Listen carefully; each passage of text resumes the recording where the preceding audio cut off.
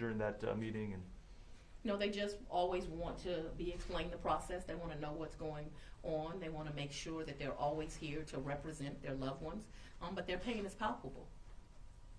Are they in favor of the death penalty? The decisions I made were with the complete support of all of the families. Again? The decisions that I made to seek death were with the complete support of the families, and they continue to support this office. Has a plea deal been completely ruled out? I'm reasonable, so a plea deal is always something that may be discussed in the future. However, I have no intention of removing the death notice.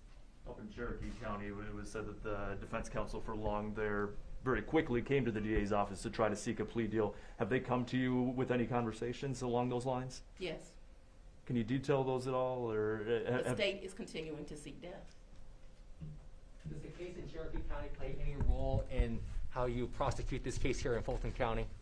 I think certainly the facts that someone took 4 lives and assaulted a 5th person in that county and then drove to this county and committed similar heinous acts will be evidence that's submitted at trial. During the case in Cherokee County, during that plea deal just a few weeks ago, the DA had mentioned that the FBI was a part of this hate crime investigation, more than 500 hours logged in that case, and she had said during a news conference to us that there was not sufficient evidence to pursue this case as a hate crime. Your stance on that, and I know you're still intend to pursue this case as a hate crime.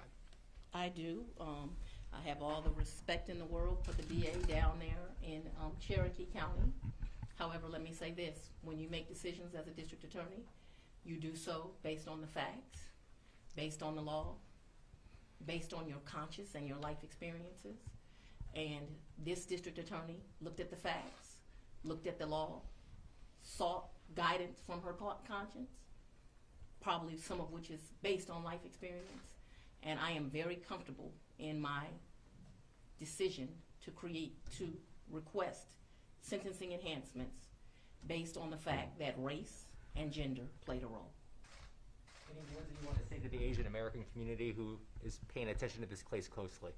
I want the Asian community to know, and all of the community, if you're Hispanic, if you're African American, if you're a woman, if you're poor, if you're uneducated, if you are very wealthy, if you are Caucasian, it does not matter. Lady Justice is finally blind. Every single person in this community has value, and we will fight for them as hard as we would fight for any victim. And so I want them to rest assured and go to sleep at night knowing that they put a district attorney in office that will seek to protect them every time.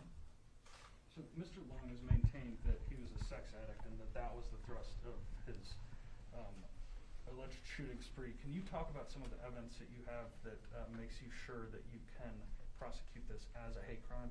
Well, I'm not going to get into the facts and evidence. I will say, and I think it was even noted in that hearing in Cherokee County, that a sex addiction is not even a scientifically recognized addiction.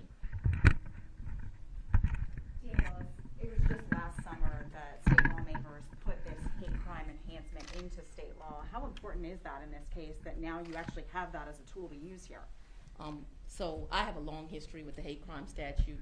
Many, many years ago, I've always been a Democrat, but in collaboration with actually a Republican legislature, I tried actively to get a hate crime passed.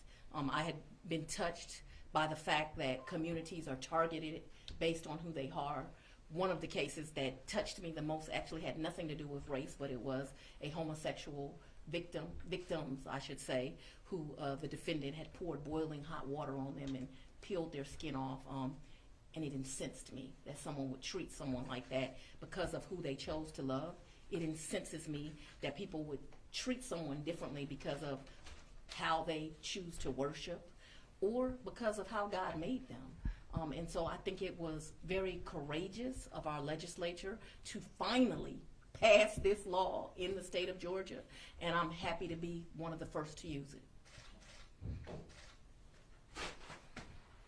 You said you're open-minded and reasonable, and the defense counsel had already approached you as far as some sort of plea deal. But anything short of a death penalty, since you seem committed to seeking that, anything short of a death penalty, would you accept? Did they have any specific asks when they did approach you? Was it similar to Cherokee County of trying to get life without parole? And Well, reasonable means that I listen and I consider what you say, not that I change my mind.